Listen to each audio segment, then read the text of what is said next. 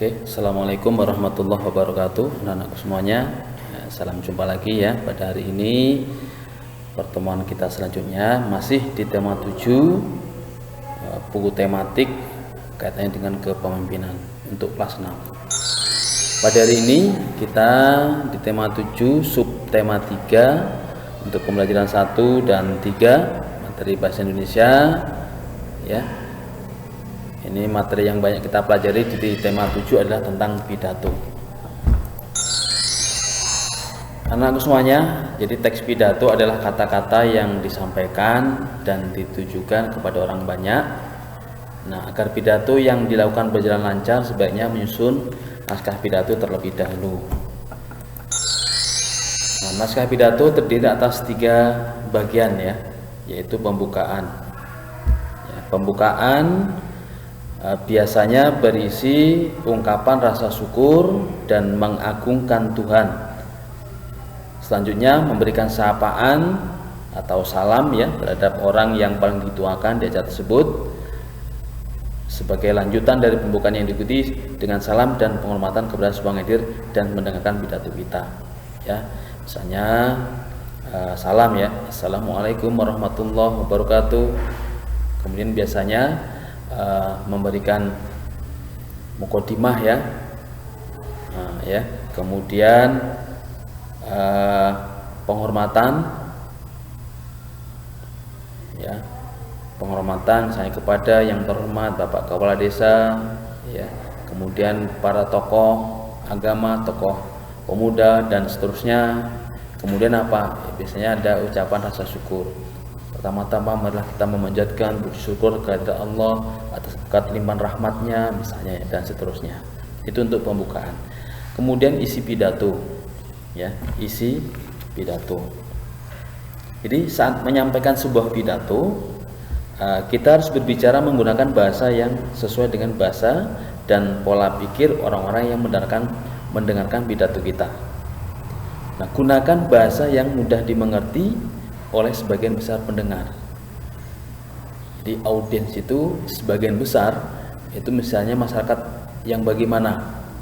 Misalnya kalau bahasa Indonesia ya rata-rata bagaimana? Paham nggak dengan bahasa Indonesia? Atau mungkin dari pendidikannya? Kalau kita berbicara kepada orang-orang yang mungkin pendidikannya ya belum begitu tinggi ya, atau pendidikannya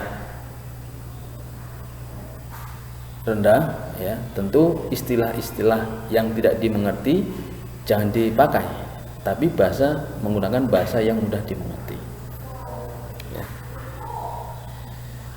Nah, hal itu harus kita sadari ya. Karena apa? Salah satu fungsi terpenting dari pidato adalah kita bisa menyampaikan segala tujuan dan maksud dari apa yang kita ucapkan tersebut, yang tersirat maupun tersurat.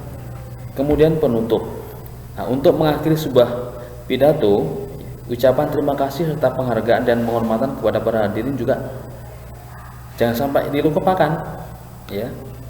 Nah, kemudian akhiri pidato dengan ucapan syukur dan mengagungkan Tuhan. Nah, sebelum menyusun naskah pidato, sebaiknya kita menulis hal-hal penting mengenai acara seperti nama acara, para undangan yang hadir, serta tujuan dari penyelenggaraan acara. Nah, setelah itu, buatlah kerangka naskah teks pidato dengan memperhatikan bagian-bagian pidato. Setelah kerangka teks pidato dibuat, susunlah teks pidato dengan memperhatikan langkah-langkah berikut ya. Nah, langkah-langkah penyusunan teks pidato itu menentukan topik yang menarik. Kira-kira topik apa yang menarik? Biasanya kalau sekarang ini kan zaman media sosial ya. Hal-hal yang viral itu biasanya banyak menarik masyarakat. Gitu. Kemudian apa? Yang kedua, menentukan maksud dan tujuan. Maksud dan tujuan kita menyampaikan pidato itu apa? Nah, kemudian mengumpulkan bahan pidato, kemudian pemahaman dan penghayatan materi yang akan disampaikan. Nah, sebelum menyusun teks pidato, sebaiknya tentukan tema terlebih dahulu. Nah, dalam hal ini, kita harus menentukan tema dan menyempitkan tema pembicaraan. Hal secara khusus spesifik ya. Pembicara perlu menyempitkan tema pembicaraan yang terlalu luas dan disesuaikan dengan kemampuan berbicara. Langkah-langkah menyusun pidato itu tidak hanya digunakan dalam pidato keagamaan ya. Jadi tidak hanya digunakan dalam pidato keagamaan, tetapi penyusunan teks pidato ini bisa juga digunakan dengan berbagai tema. Nah, ini contoh kerangka pidato ya. Ini sesuai dengan tema 7 ya, yaitu tentang kepemimpinan. Jadi temanya kepemimpinan. Ini bisa dilihat di pembelajaran 1 ya, di halaman 43 tentang seorang ayo memimpin itu ya. Jadi ini adalah contoh kerangka pidato.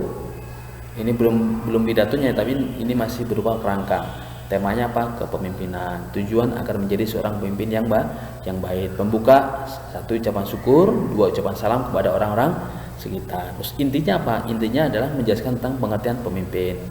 Kemudian apa? Menjadi pemimpin bagi diri sendiri, menjadi pemimpin bagi orang lain. Sikap pemimpin selalu ditiru. Itu adalah penggalan-penggalan ya inti apa yang disampaikan dalam pidato. Kemudian penutup berisi kesimpulan keseluruhan pidato, kemudian ucapan syukur dan terima kasih. Oke, nah semuanya ya.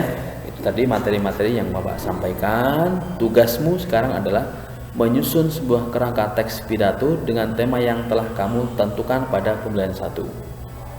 Ya. Dengan tema yang telah kamu tentukan pada pembelajaran 1. Nah, yang seperti yang kalian lihat di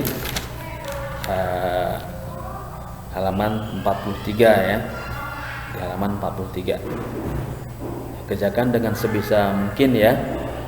Berusaha dengan sebisa mungkin. Kemudian